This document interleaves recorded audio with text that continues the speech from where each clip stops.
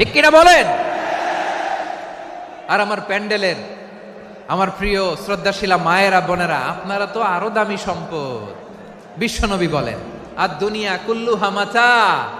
আল্লাহ আল্লাহ আল্লাহ, বিশ্বনবীর কথার ওজন দেখেন। আর দুনিয়া কুল্লুহা মাতা ওয়া খায়রু মাতা'আদ দুনিয়াল মারআতুস সালিহা। বিশ্বনবী বলেন, দুনিয়ায় যা দেখো সব আল্লাহর দেওয়া অ্যাসেট, মানে সম্পদ।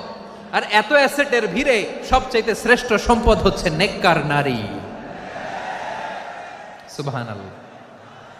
ভাইয়েরা বোনের সাথে খারাপ আচরণ করো না, সন্তান মায়ের সাথে খারাপ আচরণ করো না।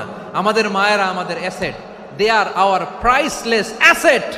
কারণ এই মায়েদের পেটে এসেছে আল্লাহর ওলিরা, এই মায়েদের পেটে এসেছে খান জাহান আলী, এই মায়ের পেটে এসেছে শাহজালাল ইয়ামানি, এই মায়ের পেটে এসেছে আল্লাহর সব নবীরা। নাকি নবীরা আকাশ থেকে ধপ করে জমিনে নেমে আসছে? মায়ের পেটে আসছে। এই মায়ের পেটগুলো খনি। আমার সম্মানিতা মায়েরা বোনেরা, নিজেকে ইসলাম দিয়ে সাজান, নিজেকে ইসলাম দিয়ে সাজান,